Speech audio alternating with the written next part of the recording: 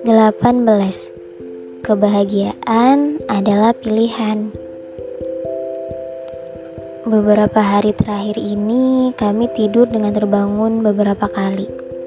Bukan hanya karena anak kami Rikpa suhunya lebih tinggi dari biasanya, tetapi juga karena gigitan puluhan semut merah kecil yang berkeliaran di spray tempat tidur. Setiap kali terbangun dan meminggirkan mereka, saya bertanya-tanya, apa yang menyebabkan semut-semut ini naik? Kami sama sekali tidak mengeluh, apalagi marah. Kami sadar, inilah konsekuensi dari pilihan kami hidup di tengah sawah, dan hidup sealami mungkin, juga hidup dengan tanpa menyakiti hewan. Kami mendapatkan udara yang baik, pemandangan bagus, dan suara alam yang harmonis. Di sisi lainnya, kami juga perlu menjaga persahabatan dengan hal-hal yang tidak biasanya terjadi bila seandainya kami hidup di kota. Sejak berkomitmen untuk melepas semua produk kimia, termasuk sampo, sabun, pasta gigi, deterjen, dan pembersih lainnya, kami merasakan lebih selaras dengan alam. Dan karena keselarasan tersebut membuat berbagai binatang berkeliaran di rumah kami. Ini adalah konsekuensinya. Di dunia ini, kita bebas memilih, tetapi tidak bebas memilih konsekuensinya. Namun, apapun konsekuensi yang terjadi, manusia diberi kebebasan kembali untuk memilih bagaimana hati ini meresponnya. Matahari sedang terik-teriknya. Berdasarkan pengalaman dan pengamatan logika, saya memilih menjemur pakaian di luar, bukan di teras rumah. Tiba-tiba hujan datang. Pakaian yang hampir kering kembali basah. Di detik mengetahui bahwa pakaian kembali basah, kita semua dibekali kemampuan memilih respon.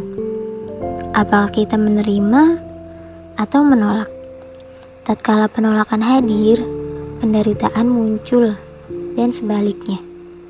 Penerimaan selalu berkonsekuensi kebahagiaan. Kebahagiaan adalah pilihan,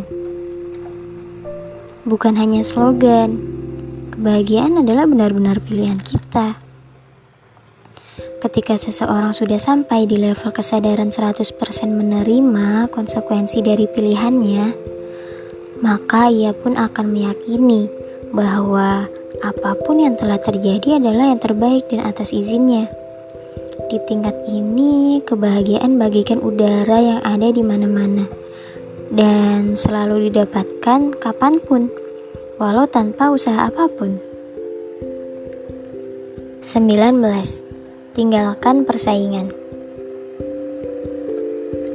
Kita semua selayaknya sudah melangkah dari bersaing menuju kerjasama. Saatnya kita melahap motivasi yang bukan mengajak kita untuk melawan, mengalahkan, bahkan menghancurkan pesaing, tetapi menghormati, merangkul, dan tumbuh bersama. Sudah terlalu banyak energi yang mengalir menuju tungku kebencian, dendam, dan iri. Saatnya untuk melihat lebih dalam dan mengisi tangki jiwa ini dengan kasih. Sebuah fakta yang jelas adalah planet ini tidak butuh lagi orang sukses, tapi ia sangat membutuhkan lebih banyak pembawa damai, penyembuh, penyeimbang, pencerita, dan pecinta dari segala macam bidang.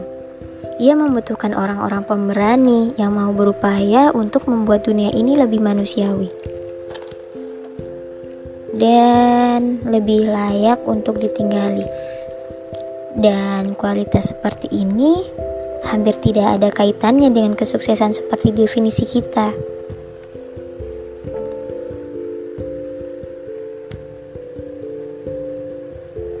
Merelakan bagasi 20 kg. Turun taksi dan menggeledek 2 tas yang cukup berat itu selain membuat otot semakin tegang dan penat, juga membuat saya tak mudah berkelok di kerumunan manusia yang berlalu lalang. apalagi mengangkat dan menurunkan tas-tas tersebut ketika melalui X-ray. Sesampai di counter check-in, saya serahkan tas bertimbangan 20 kg tersebut tanpa rasa takut, dan saya pun dapat melenggang dengan ringan dan santai. Kita semua tanpa terkecuali sedang menunggangi pesawat besar yang melayang di semesta yang bernama bumi. Bedanya, kita mempercayai maskapai penerbangan untuk membawa bagasi kita. Namun, hampir semua orang sedang membawa bebannya sendiri di perjalanan kehidupan ini. Kita semua hidup dalam kelelahan dunia modern. Kita tidak percaya lagi pada kekuatan maha dahsyat yang mengatur semua ini. Kecemasan dan kegelisahan akan masa depan kita bopong kemana-mana. Kita hidup dari satu ketakutan ke ketakutan yang lain. Tidak jarang kita memerankan diri seperti Tuhan. Seorang sahabat mengatakan, "Kalau nanti saya nggak ada, lalu bagaimana dong nasib anak dan istri saya?" Mungkin saja lebih bahagia, jawab saya dengan senyum canda.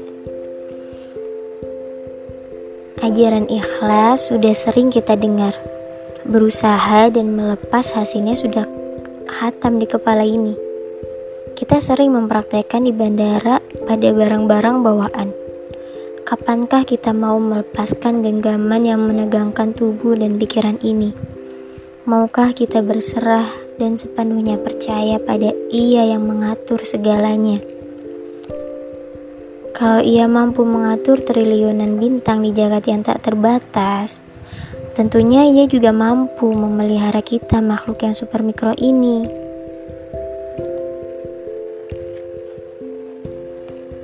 (21) Seperti yang diinginkan orang lain.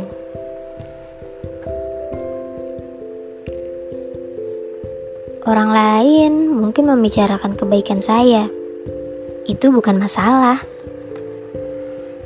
Orang lain mungkin membicarakan hal jelek yang ada dalam diri saya. Sekali lagi, itu juga bukan masalah.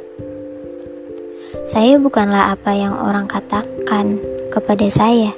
Saya cenderung lebih cocok pada apa yang saya katakan pada diri saya. Bertahun-tahun terbuang, tak terhitung energi tercecer karena keinginan kita untuk menjadi seperti yang orang lain inginkan. Kita tidak sadar membunuh suara hati di dalam dengan membungkamnya perlahan-lahan. Kita melupakan kemampuan unik kita. Kita mengabaikan harta tak ternilai di dalam. Kita menggantikannya dengan ketakutan dan kekhawatiran. Hati menginginkan tinggal di tempat impian, bekerja sesuai hasrat. Tetapi lagi-lagi semua teramputasi dengan dongeng dari manusia yang takut akan masa depan. Kita tidak lagi mempercayai pencipta yang telah menghadiahkan keunikan diri. Dengan perbedaan itu, kita bisa memperkaya dunia dengan corak yang lebih indah. Seorang sahabat berkata, "Tapi mengikuti suara hati kan belum tentu bisa sukses." "Iya," jawab saya. "Memang kalau tidak mengikuti kata hati bisa dijamin sukses. Kalau keduanya tidak ada jaminan, paling tidak Anda sudah sukses dalam satu hal, yaitu sukses mengikuti kata hati." Sahabat, sebagian besar dari kita memiliki dua tangan. Kita bisa gunakan untuk membungkam suara hati ini lalu mendengar dan menyenangkan orang lain. Atau gunakan untuk menutup kedua telinga ini dan mulai mendengarkan satu suara bijak di dalam.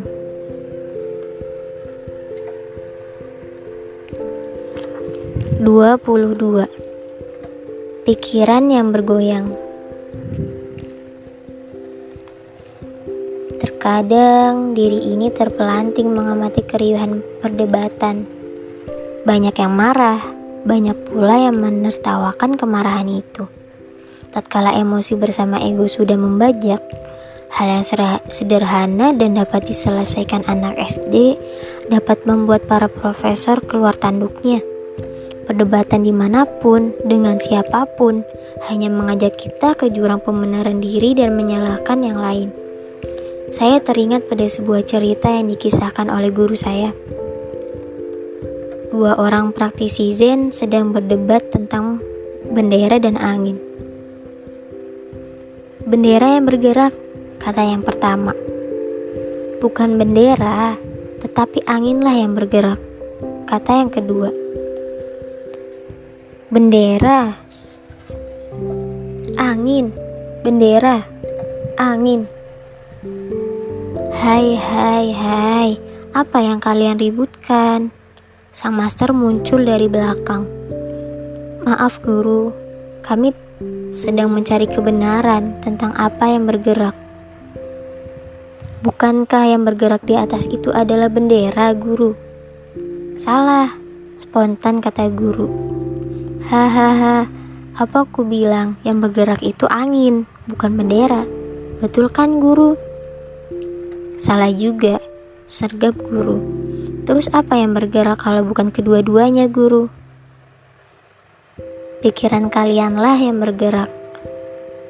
Dan sang guru pun berbalik meninggalkan murid yang baru tersadar.